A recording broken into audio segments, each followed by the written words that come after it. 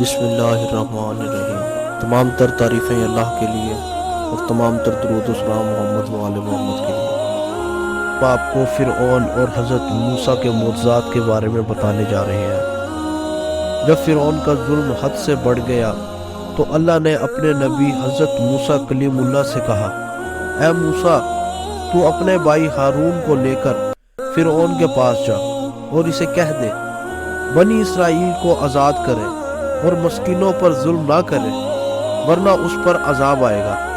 بس اللہ کے نبی حضرت موسیٰ نے اپنے بھائی ہارون کو لے کر فرعون کے دربار پہنچ گئے اور کہنے لگے، اے فرعون، سن، میں اللہ کی طرف سے آیا ہوں۔ فرعون ہنسنے لگا اور کہنے لگا، کون اللہ؟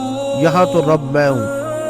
حضرت موسیٰ کہنے لگے، اے فرعون، تیری حکومت تو چند لوگوں پر ہے، مگر حقیقی اللہ تو وہ ہے جس کی حکومت مشرق سے مغرب تک ہے، جس نے زمین و آسمان پیدا کیا، جس کی سلطنت تلے چرند و پرند زندگی بسر کرتے ہیں۔ فرعون زور زور سے ہنسنے لگا اور کہنے لگا، موسیٰ، تو دیوانہ تو نہیں ہو گیا؟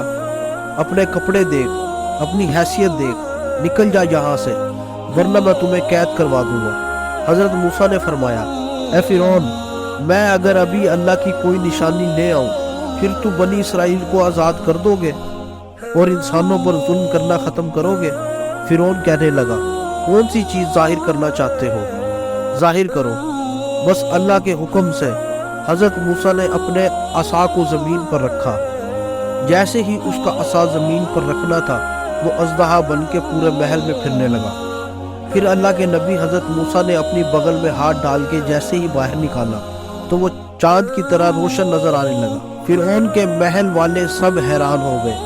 فرعون نے دیکھا تو کہنے لگا، کہیں بغاوت نہ ہو جائے۔ حضرت موسیٰ سے کہنے لگا، موسیٰ، کیا تو اس جادو کے زور سے میری سلطنت کو ختم کرنا چاہتا ہے اور بنی اسرائیل کو آزاد کرنا چاہتا ہے؟ اے موسیٰ، یہ زمین جادوگروں کی زمین ہے، میرے پاس بڑے بڑے جادوگر موجود ہیں، کیوں نہ ہم ایک مقابلہ کرتے ہیں؟ تو اپنا جادو دکھا، ہم اپنا جادو دکھائیں گے۔ حضرت موسیٰ نے فرمایا، فرعون، یہ جادو نہیں بلکہ اللہ کی نشانی ہے۔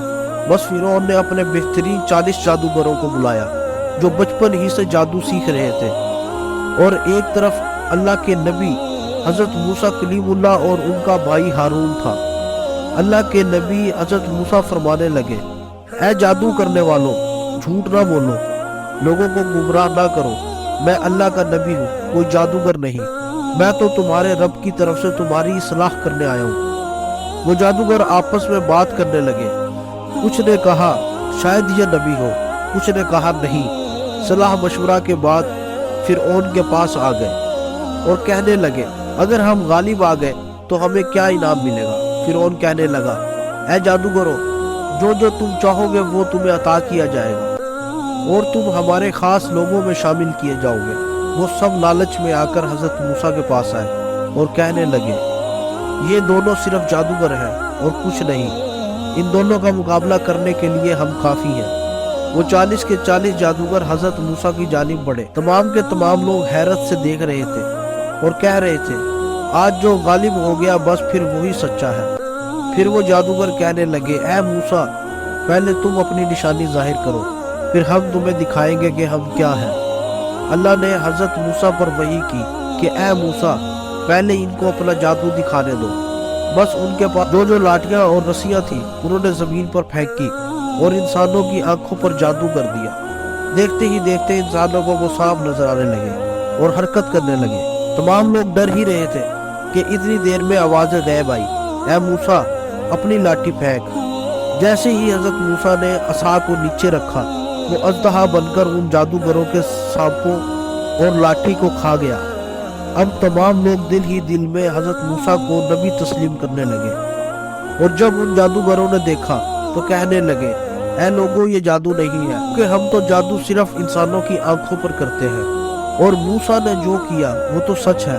یہ کہہ کر سب کے سب جادوگر حضرت موسیٰ کے قدموں میں گر گئے اور تسلیم کرنے لگے، اللہ کے سوا کوئی خدا نہیں اور آپ اللہ کے سچے نبی ہیں۔